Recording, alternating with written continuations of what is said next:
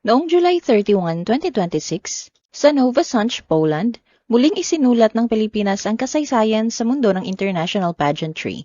Matapos ang 13 taong paghihintay mula sa pagkapanalo ni Mutya Datul noong 2013, muling naiuwi ng bansa ang korona ng itanghal si Katrina Liagado bilang Miss Supranational 2026. The Philippine Showbiz List presents, sino si Katrina Liagado, ang ikalawang Pinay na nagwagi sa Miss Supranational. Before the crown, Katrina's rise in pageantry.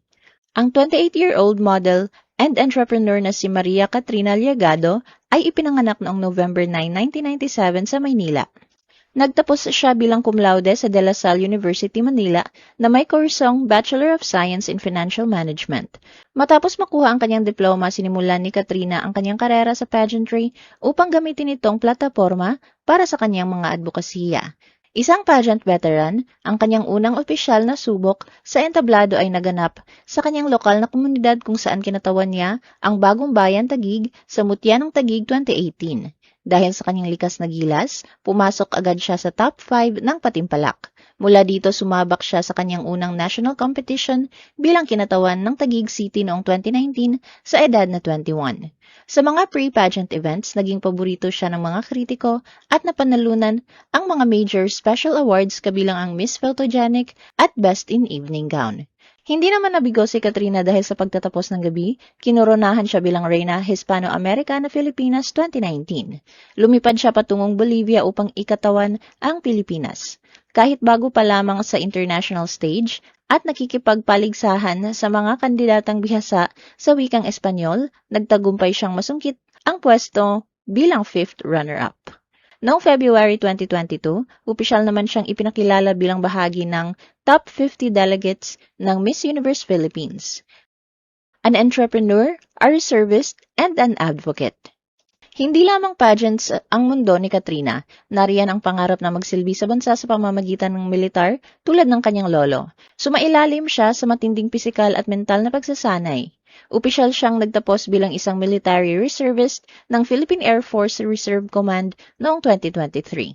Ang pagiging reservist ay nagturo sa kanya na maging laging handa na tumugon sa pangangailangan ng komunidad sa isang snap.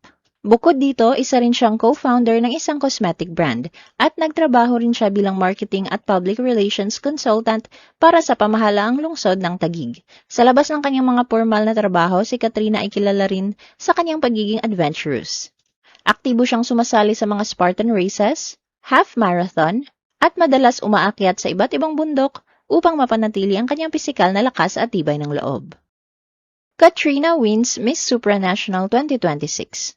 Muling itinalaga si Katrina bilang delegate ng Taguig sa Miss Universe Philippines 2025.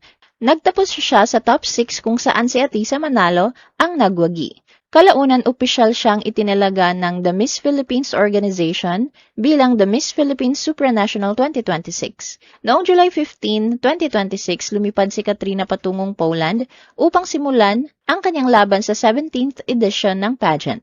Sa pre-pageant activities, agad siyang napabilang sa top 20 Miss Supra Influencer Challenge dahil sa kanyang lakas sa digital voting at mahusay sa content creation.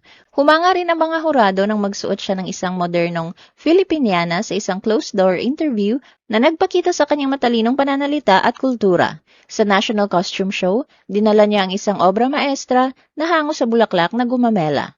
Pagsapit ng July 31, 2026, dumating ang pinakahihintay na gabi ng kompetisyon at 67 candidates mula sa iba't ibang panig ng mundo ang nagtipon upang pag-agawan ang korona ng Miss Supranational 2026 sa ilalim ng temang Festival of Beauty. Isa-isang nalampasan ni Katrina ang bawat yugto ng kompetisyon. Mula sa swimsuit at evening gown kung saan ay nagningning siya sa suot na sheer long sleeve gown na puno ng kumikinang na beadwork. Sa final interview, ibinigay kay Katrina ang tanong tungkol sa kailan niya natutunang tanggapin ang tunay niyang sarili sa halip na sundin lamang ang inaasahan ng ibang tao. Sa halip na magbigay ng mahabang paliwanag, pinili niyang magsalita mula sa sariling karanasan. Ibinahagi niyang matagal din siyang nakipaglaban sa paghahangad ng pagiging perpekto. Ngunit sa paglipas ng panahon, natutunan niyang hindi kailangang umayon sa mga pamantayang itakda ng ibang tao.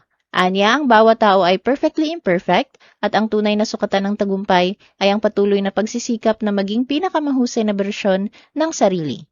Dahil sa kanyang natatanging sagot at pambihirang performance sa buong kompetisyon, opisyal na itinanghal si Katrina bilang Miss Supranational 2026.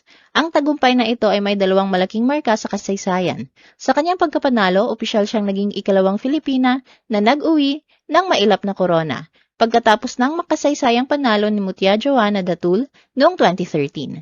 Si Katrina rin ang kauna-unahang reyna sa kasaysayan ng Miss Supranational na pinalad na makapagsuot at makoronahan gamit ang pinakabagong disenyo ng kanilang korona, ang Fioletova Crown.